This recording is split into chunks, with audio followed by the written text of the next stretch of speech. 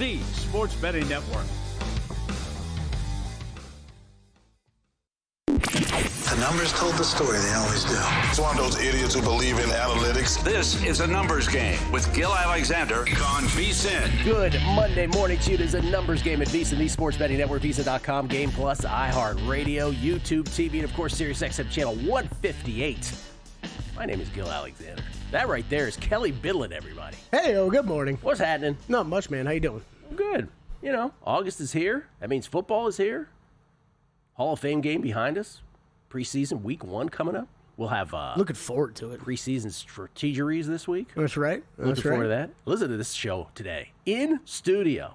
Bet Bash is next week. We're gonna have folks in studio next week. These are a busy couple weeks, man. But in studio today, Chris. How do you pronounce that? Fallica? Chris Fallica? I believe that's correct, yeah. Chris Fallica, the Bear from Fox Sports, joins us in studio. He is in town signing up for contests. Been a long time since we've had him on a show. It's going to be good to have Chris back on. You mean in studio, or you're just making a joke? I'm just making a joke because he was on Friday. He was on Friday, but not in studio. This is him now in studio, so it's a treat, is what it is. Yes, it is. So he'll be here to talk which contests he's entering, and it is multiple. It's going to be Westgate, it's going to be Circa, it's going to be handicapping, it's going to be Survivor. I think he's in all of them.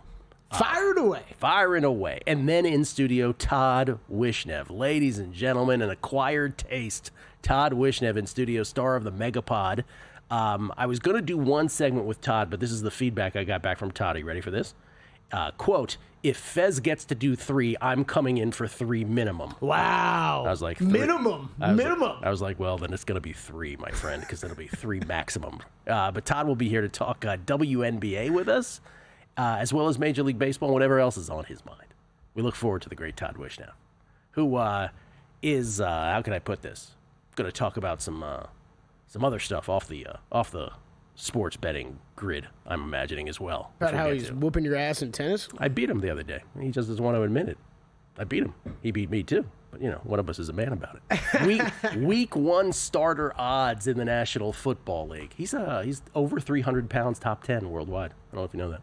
Oh, really? Week 1 starter odds for the Saints, for the Browns, who am I forgetting? And the Colts. That's right. There's also the Giants, but the Giants, we kind of get it that it's Russell Wilson. And Kelly and I were just, as we were walking out of the studio here at Circa Sportsbook, ESPN had the Giants practice video on, and Jameis Winston is doing the Thriller dance by the goalpost. So Russell Wilson's going to be your starter. Damn straight he is, Gil. Yeah.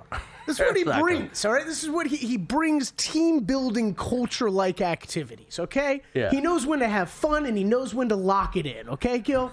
This is what you want in a quarterback, in a leader. Where'd you go to school again? Florida State. No, he's just going to be watching Russell Wilson throw moon balls that we're all going to go, ooh, look at that. He went 1 for 10 on his moon balls to Malik Neighbors. Yay.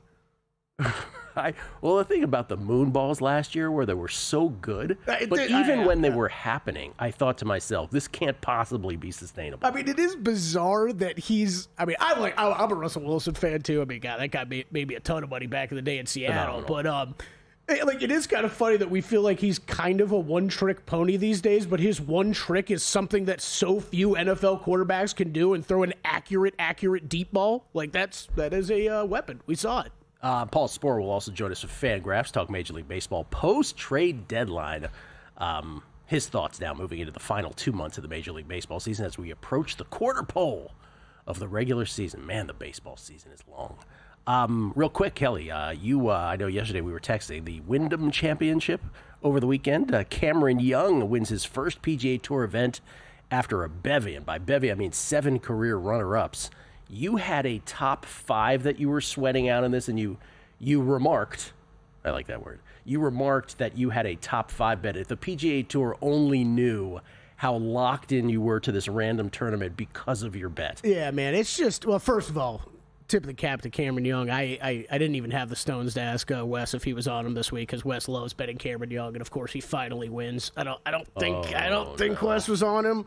So it makes it tough whenever you've been following a guy like that. 7 runner-ups. Cameron Young has been so good over the past few years. And usually it's just a matter of when, not if, with these guys that are that good. It's just, it's going to happen. Just how long is it going to take? And you don't know. We saw this a lot with, Xander Schauffele had that tag on him for couple years, going back a couple years ago, picks up a win, picks up a couple, and then all of a sudden last year starts winning everything. So you never know how this is going to change golfers and their career trajectories. But yeah, man, Chris Kirk, it's just for how much, like I was texting that, Gil, and I'm sitting there thinking, watching the end of that tournament, just for how much negativity and with things we've complained about and Big Beautiful Bill and all this stuff, just the beauty that is still there with sports betting, Gil. The fact that tournament was over for more than 24 plus hours, and I'm locked in like it's Sunday of the Masters, trying to get this 16-1 top 5 bet on Chris Kirk. And if you told the golf establishment, you have no idea how fortunate you are that this betting thing exists, watching a tournament like this, they would probably look at you and be like, oh, how ridiculous you're being. Our lovely, glorious sport. Lost in any complaints about TV ratings, about anything, are the people like me on the edge of their couch still waiting to see if that top 5 gets home. And it did cash. It did cash. It did cash. It just feels like a lot more how we used to talk about this whole thing 7 years ago. Before it was legal. When all these leagues and people can recognize the value that they're all giving each other, and it's just that seems lost in recent years. Applies to tennis too. As much as I love tennis, the betting, of course, enhances it. No tennis plays this morning. I had none yesterday either. On the business end here of both Toronto and Montreal, we'll see if tomorrow brings some. However, as they're in the quarterfinals. Jacob Misiorowski, back to baseball for a second, because I want to talk awards. This is a good time with 2 months left, again, as we approach the quarter pole. Talk about awards. Jacob Misiorowski, the Brewers' rookie phenom, goes to the injured list with a tibia injury, a contusion. What does Matt Brown call those? Fancy bruises. That's his definition of contusion. Fancy bruise. Oh, man. By the way, speaking of bruise, how about the Brewers? Along with the Red Sox and Marlins, they kick off August with a 3-0 record. Real brief snapshot of the early August numbers. Rangers 1-2 after Jacob deGrom just serving up meatballs left and right to the Mariners yesterday. Gave up 3 jacks. But anyway, back to Misiorowski. So he's going to miss 2 starts. He's had 7 appearances. The starts before the All-Star break as a group, much more impressive than the ones afterwards. And it's only 7 appearances. He's going to miss 2 more starts here. I don't know that you can make him a viable Rookie of the Year, National League Rookie of the Year candidate. And by the way, based on the odds, he has drifted now to 11-1. Based on that, just based on, if nothing else, volume, right, of appearances. It's hard. I get it. He was in the All-Star game after, 5 appearances, was it? Or was it 3 appearances? I can't even remember. They put him in the All-Star game. And 5 appearances. And then, I don't know you can win an award like this, National League Rookie of the Year, based on just a short amount of appearances in Major League Baseball. But the favorites now, or the favorite singularly, is Drake Baldwin, the catcher of the Braves. Drake Baldwin, who is hitting .284. Slash line is .284, .353, .479. He is now in minus money, is Drake Baldwin. And that's an interesting, he's now north of $2 favorite for National League Rookie of the Year. Agustin Ramirez of the Miami Marlins is plus 550. And Agustin Ramirez leads National League rookies in doubles with 24, homers with 17, RBI with 50, and runs with 48, just to name 4 categories. And he's plus 550. Interestingly, of course, the Marlins, while only 500, a great story, right? We think of the Giants as this team that just sold everybody, they got no chance. Well, the Marlins are right around the same record they are, but you think of the Marlins in a positive connotation because there were very little expectation with them. But if the Marlins were to make this even more interesting, perhaps as a team, and Ramirez just keeps leading all these categories, should Drake Baldwin really be this big of a favorite for National League Rookie of the Year at this point? By the way, Isaac Collins of the Brewers also in the mix. The Brewers obviously playing as good a baseball as anybody atop the major league standings. Isaac Collins hitting .352 in his last 14 games. That's not bad. Drake Baldwin hitting .303 in his last 22 games. But Ramirez leads all those categories. Anyway, I'm saying if you made me make a bet right now, I might take the flyer on Ramirez at plus 550. Might do that. Do you know what the odds looked like, say, Friday? The odds a month ago, I can tell you, were that Baldwin was 3-1, Ramirez was 4-1 at that point. Yeah. So this is a move on Baldwin for sure. Yeah, I guess they never drifted that far back from Mizorowski, though. No. Okay, never. So this has still been tight-ish. Mizorowski is just like, you gotta play a bit to. Right. Yeah. That is it's tough with that small of a sample size. Yeah, maybe people were all up in arms about the All-Star Game appearance to begin with, and now you're going to give him an award, really? And he hasn't been as good after the All-Star break, quite frankly. So I don't know. Ramirez is a pretty interesting. At some point, if the Marlins, because the Braves aren't making any noise, right? I mean, just swept the Yankees. The Marlins just swept the Yankees. He had a 2-home-run game, Ramirez did on Saturday. I'll always help. So, I don't know. At some point, if you look up at the stats, I just think that the betting markets, we have no idea if these are accurate or not. None. But baseball does this funny thing. I even thought this as a kid, where they just lock into a player for something, right? Cal Ripken won an MVP. I'm an Orioles fan. And I just remember as a kid being like, really? He's the MVP? So we're going with that? And they just went with it the whole way. And I just feel that way about now as we're adults and we look at betting markets. I'm like, I have no idea if this is reflective of reality. So that's why, to me, plus 550 on Ramirez might be the play in that one. AL Cy Young, NL Cy Young, and MVP. What are you smiling at? No, the other one I'm wondering about is just Rookie of the Year, because I like MLB Rookie of the Years. I don't think I ever bet on. I don't know how often you do either. Is that that's probably the hardest one to nail down with what the voters are going to do, I would guess.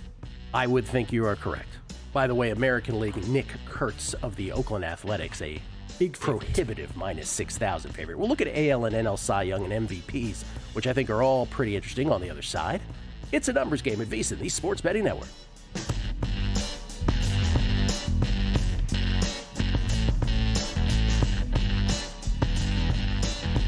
Got a good thing coming, so wait and see.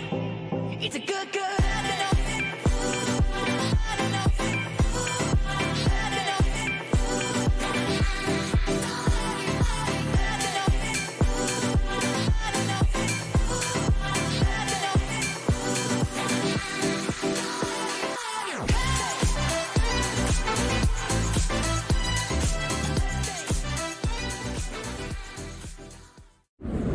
The quest for $14.2 million starts right now. We've waited. It's now here. Record-breaking signups, $14.2 million. Also record-breaking chaos. The number one team goes down in week 1. It's crazy, dude. I mean, obviously, this game was supposed to be Bengals blowout. No! I'm done. The dream of going back-to-back is over. Come on, baby! Nobody could see this one coming. No way the number one pick goes down in week number 2, but it did. This has been the craziest year that I've ever seen. By week 4, 75% of the entries are gone. This is a tough competition, and it is not for the faint at heart. Within 5 weeks, we'd lost 97% of the entries. You can feel the tension like a hot knife through butter. How many survivors will make it to even mid-season? Catch the season premiere August 5th, 9 p.m. Eastern, only on VSiN. Coming up on the next edition of Follow the Money, recap the baseball weekend. The race for most wins in August is underway. John Calvecchio of Sports Connection Cards will join the show. How the sports card collecting industry has changed. And Mike Somich on controversy with betting horses joins the program. Follow the Money 4 to 7 Eastern on VSiN, the Sports Betting Network, now Sirius XM Channel 158. Check out the website for all the betting tools and analysis, or get the VSiN Watch app.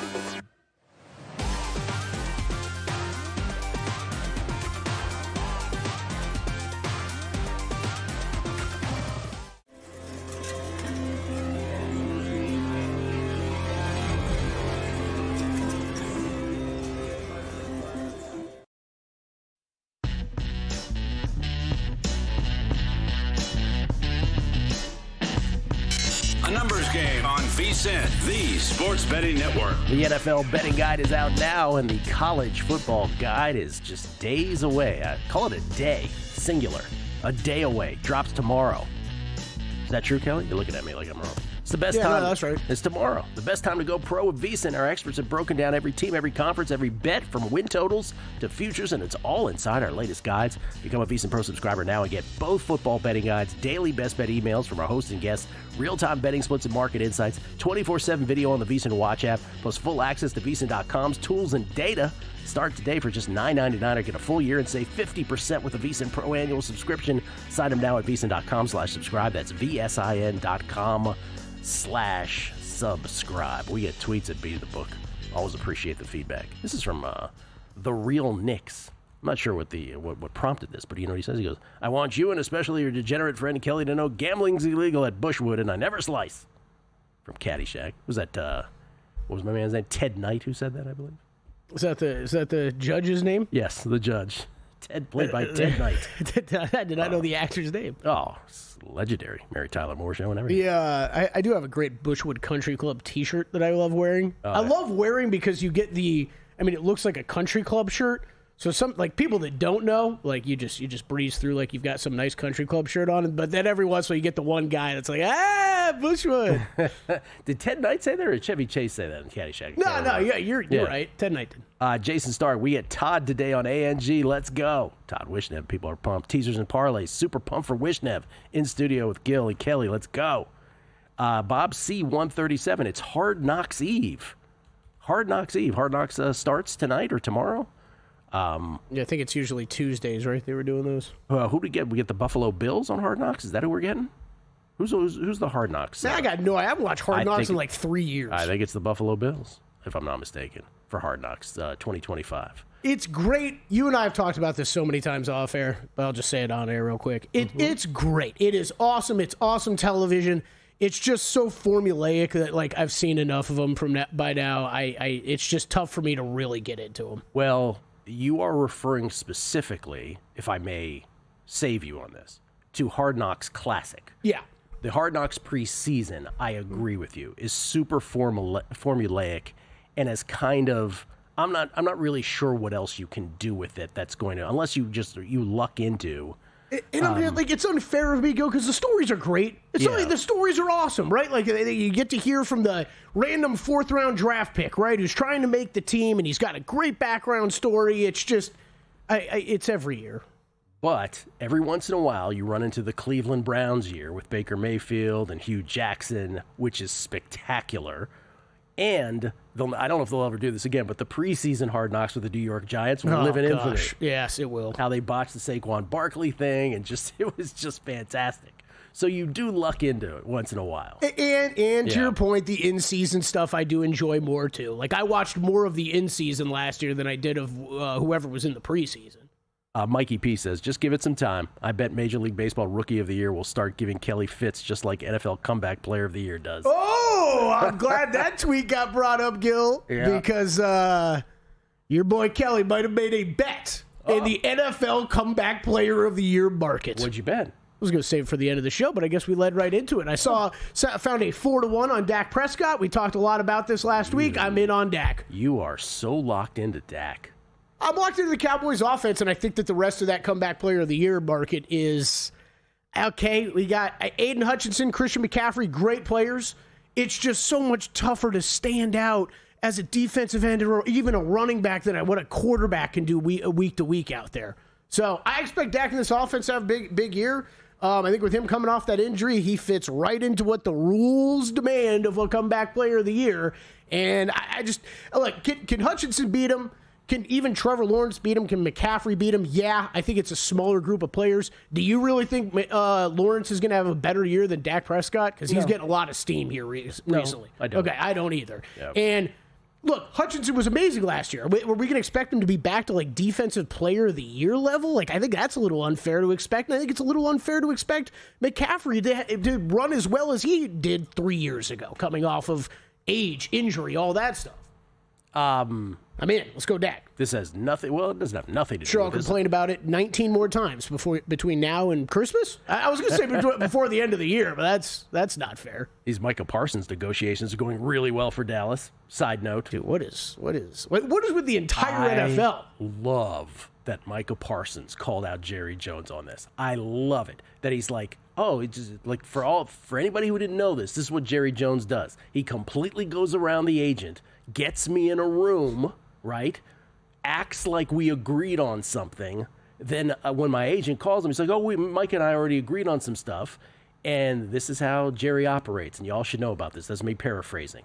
And it's fantastic to get that window. This is also it's becoming similar to the Emmett story at the end, right? I think that Emmett Smith at the end had some similar things going on with him. Emmett Smith ended up holding out the first 2 games of that season. They went 0-2 and they caved.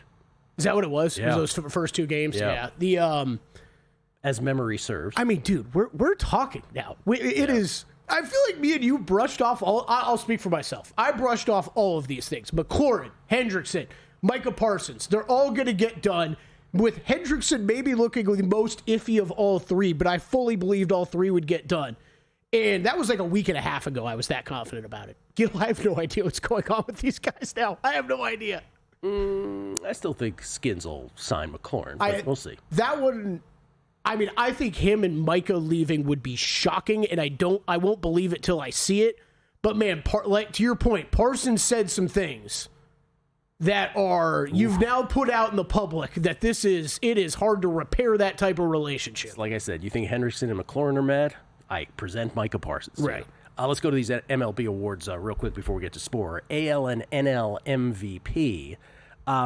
So AL MVP, as we know, Aaron Judge hasn't played since the 25th of July. Yankees, since he's been out of the lineup, are 4-5. Judge, 342 average, 37 homers, 85 RBI when he left. That's still, to this moment, remains first, fourth, and fifth in the Triple Crown race. And he hasn't played since July 25th. He is expected to come back, or the earliest he could come back is actually tomorrow against the Rangers. I thought the Rangers would clear him completely, but it sounds like the Yankees are trying to get him into the Rangers series tomorrow. So even in his absence, he's still first, fourth, and fifth in the Triple Crown. And Cal Raleigh, by contrast, who has 5 more homers than Judge, 42-37, has 3 more RBI than Judge, 88-85, average nowhere close to Judge's. He's only hit 4 homers in his last 19 games. And remember when everybody was like, oh, Cal Raleigh, MVP, and I was like, no. Yep. No. Aaron Judge minus 185 is correct. He should be the favorite, and even his absence. And by the way, Cal Raleigh, if you watch a Mariners game, Cal Raleigh just feels like one of many home run bats now. So there's that kind of weird feel to him also. Oh, that's an interesting call. He just kind of feels like one guy in the middle of anybody who could jack one. You're a team that's made multiple trades now, right? Yeah. Like, you were a better story when you were kind of the sole star of that team, but one of the few. But the real point is, this was his time to, like, build leads on Judge in all those categories. He really didn't. Okay, so this number, like I said, as soon as he got hurt, I'd probably look to see if there was a dip here at any point. This hasn't dipped too much. Is this a bettable number, minus 185 on Judge? I think it is. If you're one of these bettors who could, I know a lot of bettors don't like laying juice, but I think minus 185 is still a good bet. I might get involved. NL MVP. Would you like to hear really quick what the open MLB futures I have are? Oh, yeah, please. Yankees minus 220 to win the AL East, okay? Aaron Judge, no on the Triple Crown winner at minus 220. That's from way earlier in the season. That might and now I'm still work adding an Aaron Judge MVP bet. The second one's good. For people not knowing me, it would be like they think I'm the biggest Yankees fan on the planet because that's all the bets I have involve the Yankees. It's Mr. Yankee. Yeah, Mr. Yankee. No, I mean, you're not to win the Triple Crown is a good bet, I think. Yeah. First, fourth, and fifth. The absence helped you, let's put it that way. And then for NL MVP, Shohei remains a really large favorite in National League MVP. I think he's a $6 favorite. I say $8 favorite. Pardon me. I shortchanged him. $8 favorite at DraftKings. Pete Crow Armstrong, the only other person in single digits, at 7-1. To me, this is a case of there just wasn't anybody else who stepped up in a way that could beat Shohei. Shohei's hitting .274. He's got 38 homers and 73 RBI. He's going to start Wednesday against the Cardinals. So I know he's only pitched 15 innings, but in those 15 innings, he still has a 2.40 ERA, 17 Ks against 5 walks. Pete Crow Armstrong is hitting .267. He's hit 27 homers. I guess he is beating Shohei by 5 RBI, but that's about it. So the pitching, again, unless there just was never anyone who had a season this year that threatened Shohei, and as long as Shohei is pitching on top of his amazing batting, I get it. It's minus 800, and I don't see why it shouldn't be. Do we think, because Chris brought this up, last week, right, or the week before, do we think Ohtani's going to will he be back on the mound regularly through the end of the season? I mean, he's starting Wednesday. We'll see how it goes. They're gonna watch him closely, though, for sure, with the cramping. There's a part of me that wants to bet Schwarber in this. I love Kyle Schwarber. I wouldn't, but I hear you. We'll come back. Cy Young and Spore next. And they're off.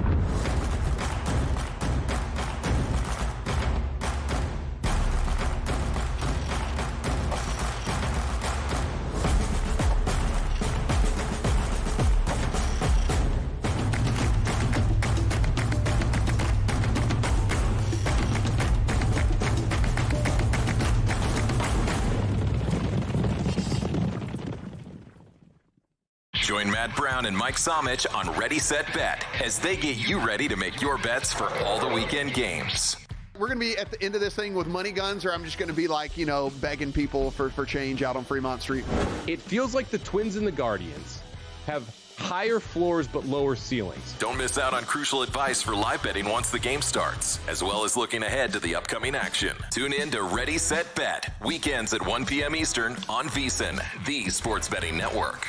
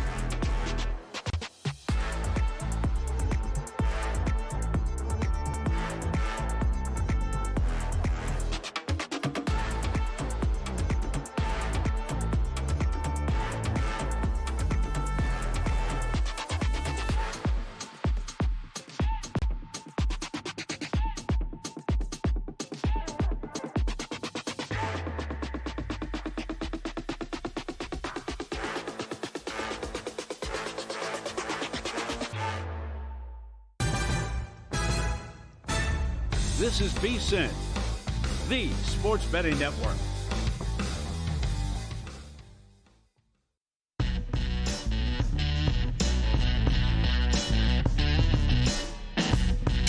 A numbers game on VSiN, the Sports Betting Network. Circa Survivor, the quest for $14.2 million will make its debut tomorrow here on VSiN.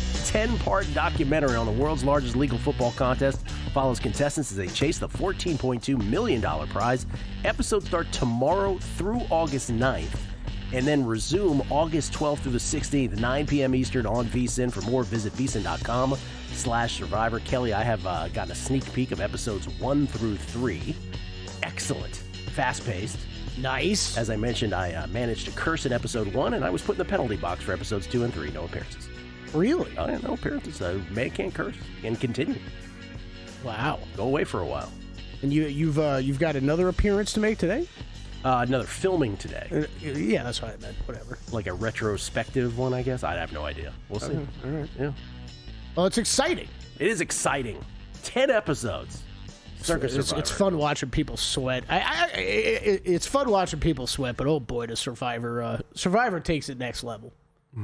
I have used your line so many times in the past year when people have asked me about contests. Yeah. And I'm like, look, this is a good and a bad thing.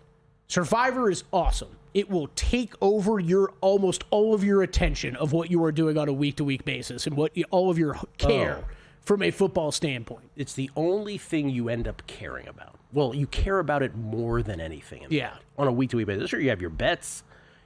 Maybe you play fantasy, but there's something about your Survivor pick that's the main thing you care about. So I almost use it as a warning with one of my friends who does a lot of player prop stuff, where I was like, you spend a lot of time running numbers on players every week. Like, make sure you're still going to have this time devoted to that because you are going to become obsessed with this. Let's bring in Paul Sporer for this. Paul Sporer joins us from Fangraphs, courtesy of the Progressive Guest Line from Austin, Texas.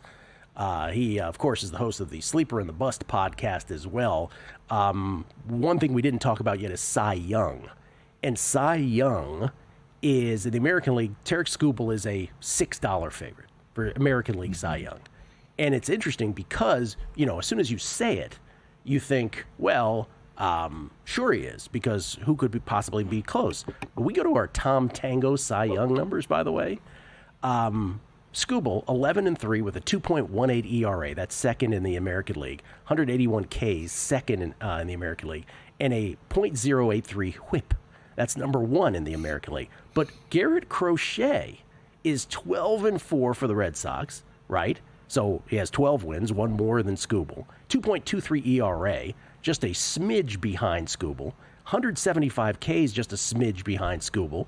And a 1.09 whip, which I guess is the weakness in his resume. But if you go to the Tango numbers, right, with Skubal at a $6 favorite, Crochet plus 350, guess what Skubal's Tango points are? 65.4, Crochet 65.2. Neck and neck. Paul Sporer, Tigers fan. What do you have to say about that? Well, okay. I don't want to look like a Tigers fan, just caving for my guy. I don't think they're that close. I'm not sure what the Tango numbers are entailing there, but I think that whip difference is worth more than 0.3 difference. And I'll be a company man here. Of course, I work at Fangraphs, and we have our own Cy Young predictor. And on our Cy Young point thing, we have 142.1 for Skubal, 120.2 for Crochet. Oh, there you go. And then just for context, you got 104.8 for Framber Valdez and 99.5 for Hunter Brown, just to kind of give you an idea there. So, 22 points is like a decent gap, but I wouldn't say that it's over either. And you know how I feel about these. I'm not betting the favorite. So if you are going to get in on this, you are looking to pivot off of Skubal here, because it is too close to say it's done. He's amazing, and if he finishes the job and pitches the way he can down the stretch for the Tigers, I think he will win it, but he has to do that for 2 months. And Crochet chasing behind him, and we know, you and I are of the mind that this shouldn't matter, but we do know that there's still a contingent of voters that want pennant chases too. And with the Red Sox being back in the mix, that certainly helps Crochet too. 2 months ago, we're like, well, it's Skubal in a walk because he's better than Crochet in general, and it's Tigers being in first place and Boston being in last or fourth. All of a sudden, they're back in the mix now. That helps them too. And don't sleep on the 2 Astros. I know Framber Valdez had his worst inning in a year and a half yesterday against Boston, but both of them are still excellent, very much in the mix. So this is just not over yet at all with Skubal. Yeah, by the way, Tom Tango, for those who love formulas, innings pitched divided by 2 minus earned runs plus strikeouts divided by 10 plus wins. It's very simple. And it is correctly picked at the end of the year, wherever his standings are at the end of the year, 32 of the last 38 Cy Young winners. 5 of the 6 he missed finished second. I wonder how many of those 5 of the 6 that he missed are recent. Because I don't know. I think some of those metrics that, like, yeah, I wish it was a little bit more detailed, but far be it from me to, like, I'm not throwing stones at Tom Tango. He's still got Skubal. He's still got Skubal in first. Right, and he's still got Skubal at the top. I just think that there's maybe a little bit of a bigger split. But the bottom line is, don't bet Skubal right now. If you didn't get in early, like, it doesn't make any sense because it can only really hurt you. By the way, National League, he's got Skeens at 59.4, Wheeler at 56.0, so a little bit more of a gap, despite the fact that Skeens is only 6-8 in the win-loss column, if you will. But he has the best ERA at 2.02. Yes. Interestingly, we've got over at Fangraphs, we've got that race tighter.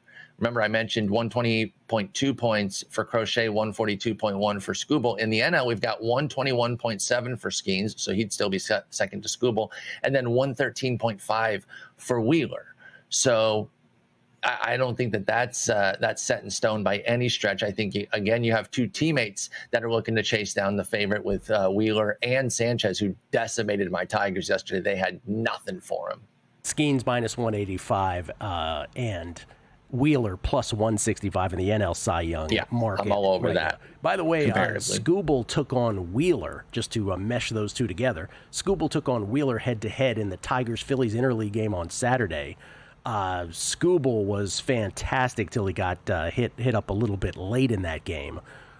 Wheeler gave up 3 homers. Skubal limited the Phillies to 3 runs, 5 hits over 7, struck out 10, struck out 6 of the first 7 batters he faced until he got knocked around late. But Wheeler gave up the 3 home runs. Colt Keith, Kerry Carpenter, and then Baez hit a 2-run shot in the 7th. So it had the feel of Skubal being really good and Wheeler being not so good in the end. So that might affect also the perception. By the way, real strange trivia question. Skubal met Wheeler, each of whom is in the top 3 in whip and Ks. Do you know how many times in MLB history that has happened where pitchers have faced each other in the top 3 of whip and Ks? I'm going to guess like you're trivial pursuing me here, and it's going to be like 0 or 1. That was only the second time ever. I could not believe that. Crazy. Like at this point in the season? Ever. Wow. Ever. The only other time was 1912. Walter Johnson against Smokey Joe Wood. You remember that game? That doesn't matter. That doesn't count before Prohibition. Oh, that's right.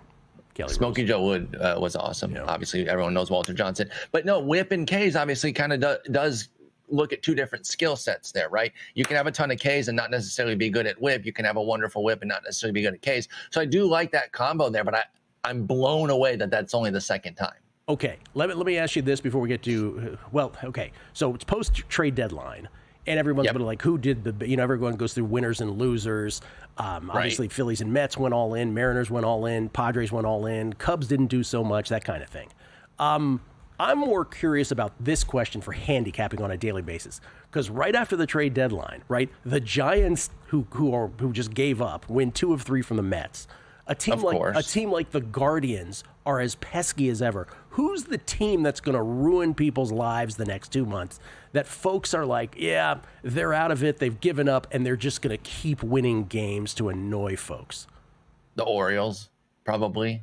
They still don't have much pitching, but that offense is still really difficult. And even, trading away Laureano, who's quietly having a wonderful season, and Cedric Mullins, who's more loudly having a wonderful season, they don't necessarily lose a ton there because, Tyler O'Neill has to stay healthy. But now their outfield is Colton Cowser, Dylan Carlson, and Tyler O'Neill. Like, it can reasonably represent what they were already doing. In addition to the guys they've already got, Adley's back. It does come down to the pitching. Now, Trevor Rogers has been like an ace, and it's a big bummer that they're wasting his season. Sagan will give you a quality 5 or 6 pretty regularly. Dean Kramer's decent. We'll see what Brandon Young can do. I think the Orioles could play spoiler, and they're in a division where every division game is spoiler potential, right? All three of the teams are over 500, and then the Rays are 3 games under, but they're still in the mix too. So I think the Orioles have a big opportunity to play big time spoiler the rest of this year. All right, DFS us on the way out. Last 30 seconds. So we're looking at a few studs today, Fried and Glass now. I like them both.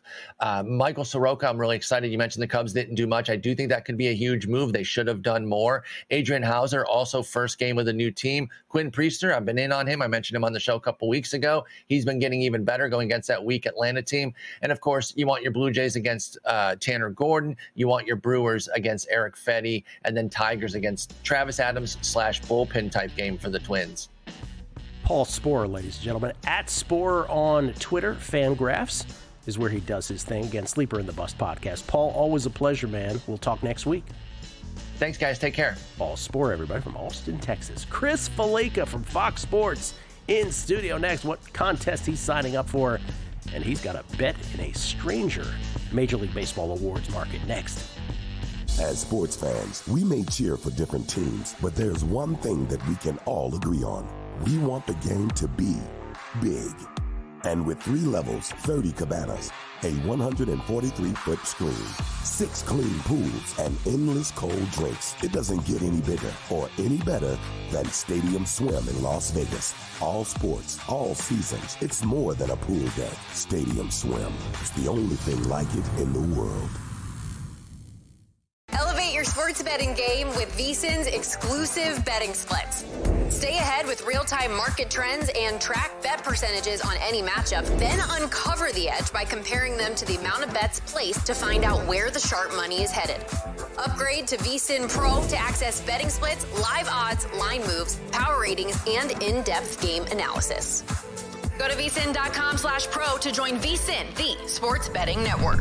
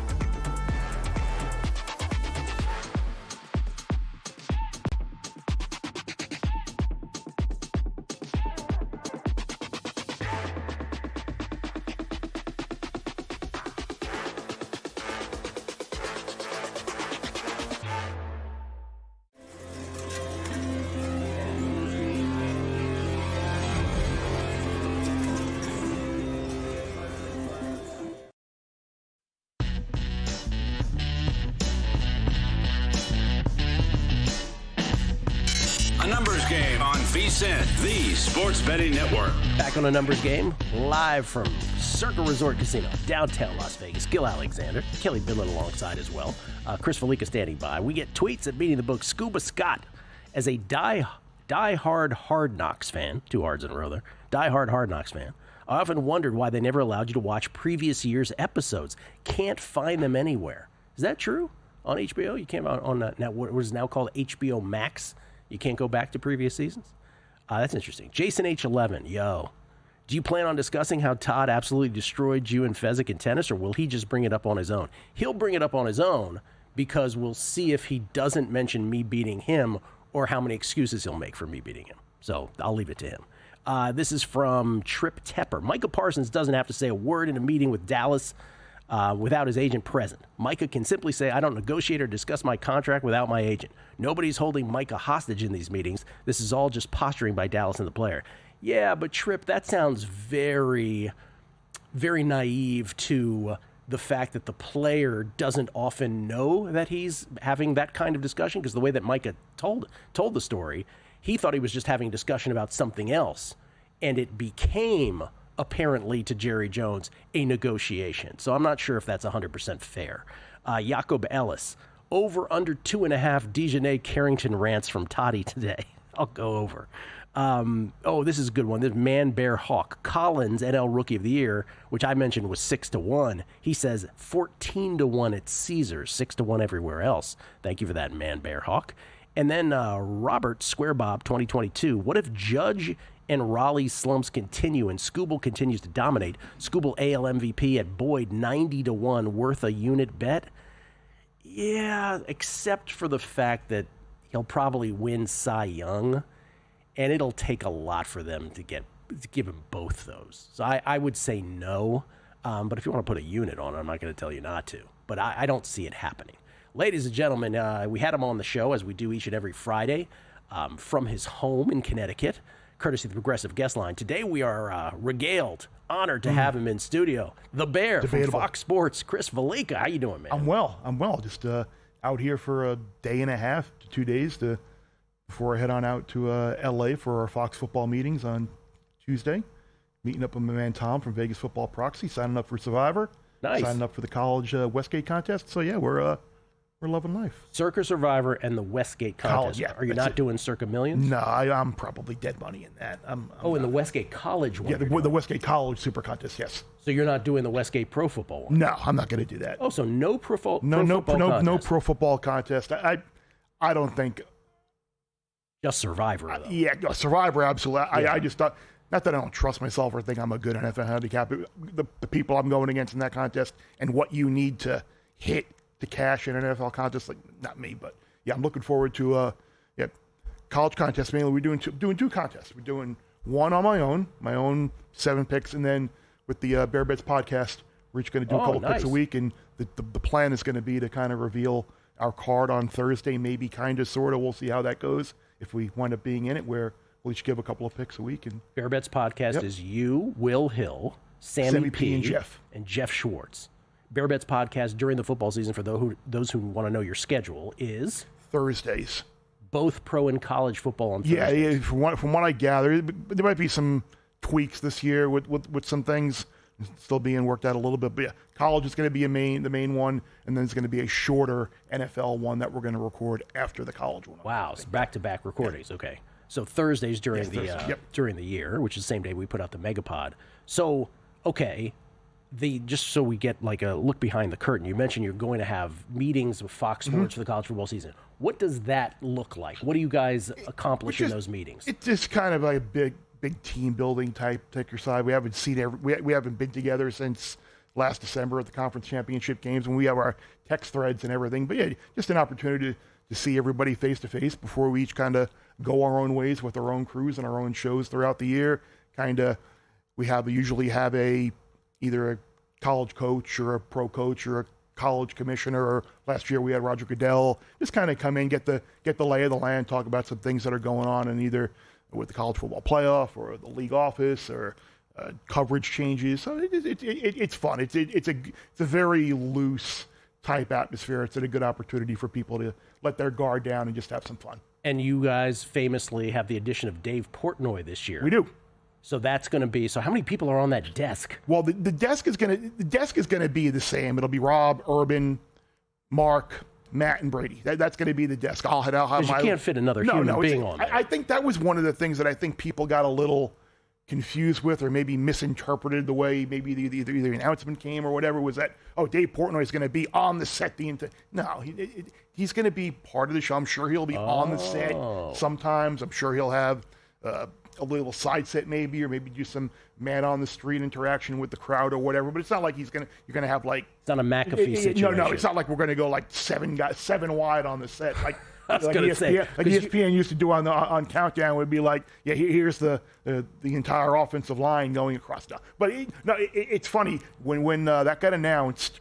I wanted to let it go for a day or two, and I was going to reach out to Dave. I was going to ask Big Cat or my boss for Dave's number, and then on that Friday, I'm sitting on the couch just firing on Saratoga, and all of a sudden I get a text from a number I didn't recognize. And I pull it up, and it's Dave reaching out to me, which was kind of cool. And he's like, "Yeah, Kirk gave me your number. I hope it's okay."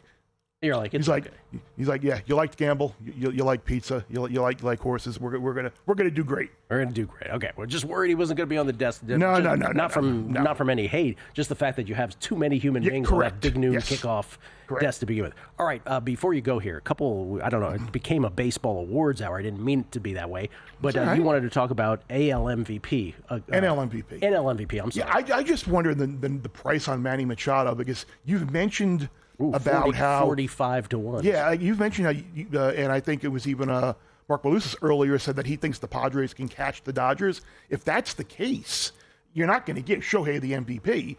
And if you look at Machado's numbers, I think he's hitting 300 with like 20-something homers, 75 ribbies, and double-digit steals. Are you sure you're not going to give Shohei the MVP? Still, if the Dodgers, if the Padres win the division, if he still pitches and adds on, and it's still like has a 2.40 ERA. Let's say he pitches throughout. I still think it's Shohei. How much is he pitching though? Is he pitching 3? You're right. If he doesn't, if the pitching thing does not become a thing, I'm with you.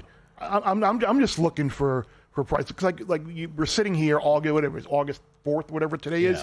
Still 2 months left in the season. No, for sure. It's more crazy, than a quarter. It's crazy to think that. And then more than a quarter. And then the other one is the NL Manager of the Year. Like we were just talking off air before about the Marlins. This is great. Can you name the Marlins manager? That's how you should have opened the show. There's a couple great trivia questions we've had recently. One, can you name the Marlins manager? We sort of, by the way, FanDuel has Manager of the Year. More books, they were the first to put it up. I think in the last couple of years. Now more books have Manager of the Year up. We don't talk about it as much as we do, say, Coach of the Year in the NFL. But we remarked a couple of years ago when we first were talking Manager of the Year, how many, when we were kids, we could name every Major League Baseball absolutely. manager. We did it one day on text. Right. But can you name, without looking, can you name the Marlins manager? But you think that's a bet. I think, McCullough, he's 23 to 1 at FanDuel. I don't know if we're just going to give it to Pat Murphy, because the Brewers have been an unbelievable story. But if the Marlins wind up finishing 500 or a couple of games over 500, and even if they don't make I don't think they're going to be able to catch those wild cards. I think they're 7 games behind. They're 6 games behind on the wild card, just because those 3 wild card teams are excellent. But from where they were, a team that really hasn't necessarily been in a position to add anything, they get no home crowd support, and for them to be sweeping the Yankees, I think they're 500 now. If they finish at 500 or above and make a good run here, I don't know, 23 to 1 might be worth a little. I'd rather put him to win Manager of the Year 23 to 1 than I would the Marlins to make the playoffs at 25 to 1 or whatever. So there's American League Manager of the Year, there's National League Manager of the Year. So Pat Murphy, as you said, is the short shot plus. Is it plus 175? No, it's minus 175. Really? Pardon me on Pat Murphy, minus 175. Then it's Council of the Cubs, Schilt of the Padres, Francona from the Reds, and then Clayton McCullough. You had enough time to answer the trivia question. Clayton McCullough, 23 to 1. For the Marlins, and somehow Bob Melvin, 41 Bob Melvin for the fading San Francisco Giants. Yes. Do you have a college football nugget before you go, since that is your bread and butter? I would. It's funny. We were talking yesterday about laying price, and then I was talking about it with Fez on the way back from the tennis match yesterday about laying a price. I think the best bet on the board out there in college football is Penn State to make the college football playoff at minus 290. All of college football, that's the best bet. Penn State is not going to go worse than 10-2. They have 2 games on the schedule that they can lose. Oregon at home and the game at Ohio State. They go 10-2. That's their baseline. They're going to be in the playoff if they go 10-2. Some people cringe at minus 290, but value's value. I know we were having the conversation like people won't. He's like that. People won't want to lay 280 or 290. They'll look for something else to parlay it with. But it's funny. People talk about like Penn State. No, we can't trust them or whatever. Penn State's the most trustworthy football team in college football because you know exactly what they are every year. Chris Fallica, ladies and gentlemen, studio. I'm sorry. You want to stay? You can stay. Yeah, I'm gonna stay. Stay. Chris Fallica staying. Numbers game. VSiN, the Sports Betting Network. Introducing the $500 trifecta. Use your GBank Visa signature credit card within 3 months of account opening and deposit